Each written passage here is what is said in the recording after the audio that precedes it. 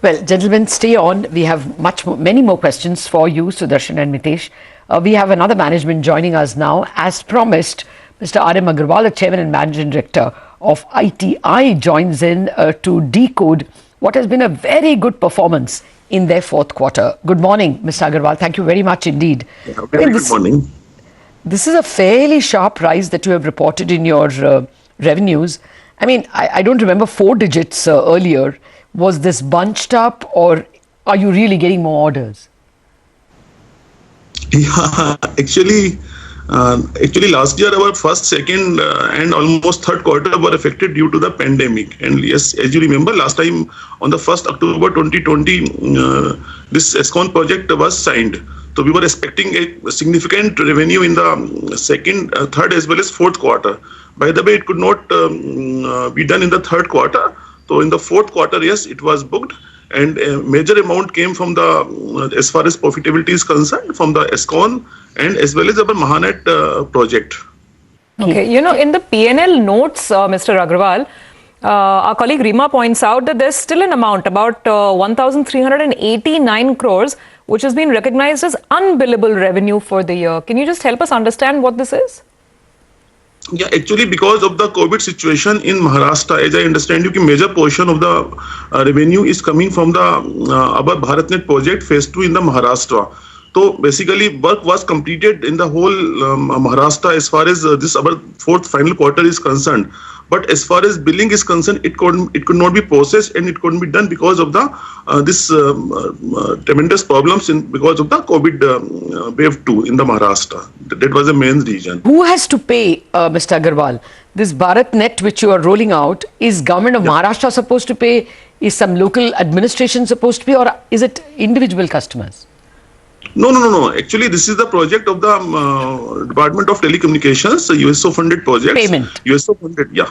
Okay, it should be secure then. It's not that it's a receivable you'll worry about. So you'll be So you'll be billing this in Q1, Q2, because this is a big chunky amount. So when does it show up on the books then? The majority of the this revenue will be booked in the Q1 itself. The process is going on, and yes, 100% will be done in the Q2. Okay, as per our accounts policy, we can book all this unbilled revenue in the next 6 months' time. That is for the next 2 quarters. Okay, you spoke to us about the October 31st order you got. What is your order book now, and are you L1 somewhere? How are you expecting it to grow? Right now, actually, that was 1st October 2020. That was the ESCON project, Army Static Communication Network. On 1st October, it was signed with the Ministry of Defense. So it was around 7,900 CR project. Okay. And in addition to it, around 3,500 additional orders book we do have from the different BharatNet projects and different other projects for the state government and private, including the Airtel. And of course, now we are L1 in the this Tenfinet project. Again, it's a BharatNet project of the Department of Telecommunications, and that is around 450 CR project. Similarly, in the meantime, on 1st of April, this financial year only, we have signed contract with the Indian Air Force also for the data center upgradation. So yes, and we have participated in the this BSNL's 4G tender along with the TCS. So that is a very big ticket tender. It's more than 8,000 crore tender. And yes, we do have the reservation quota from the Department of Telecommunications. So 20% of this total value is to come to the ITI. Okay. So obviously you have big orders lined up ahead. Now, what about the PLI scheme? Are you eligible? Have you applied? And if yes, what are the benefits you're seeking?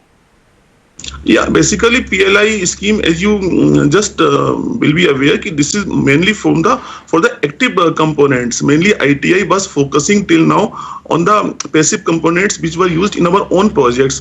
That is because that is optical fiber, solar panels, SDP pipe, Wi-Fi equipments. And now because of this BSNL 4G tender, we are focusing on this 4G RAN productions, and for which we have already tied up with the TCS. So yes, this RAN, this radio equipment will be eligible for the PLI schemes. Similarly, this smart energy meter which we are manufacturing in our Palghat plant and the smart cards which we are manufacturing in our Palghat plant, yes, so we have requested Department of Telecommunications to include all these 2 items as a PLI scheme. So yes, we plan to invest heavily into the high impedance PCB manufacturing machines as well. So yes, for those things we have spoken to the Department of Telecommunications. So we will be requesting for the inclusion of the PLI schemes in those sectors. Okay. You know, Mr. Agarwal, it's very difficult to get a handle on what is a trend margin expectation, a trend profit expectation for ITI. You know, your revenues have been steady. You know, one can at least forecast. But look at your profit. Can we have the 5-year bar chart that'll, you know, in FY 17-18, you're doing 300 crore, 200 crore, and then it falls below 100 crore. And this time you have done 150 crore. You know, what can one expect in FY22, FY23? Likewise on margins, if the EBITDA margins can come up, it was negative in FY17, went fairly decent to 5.5 in FY18, again volatile to -6, and then it rises again.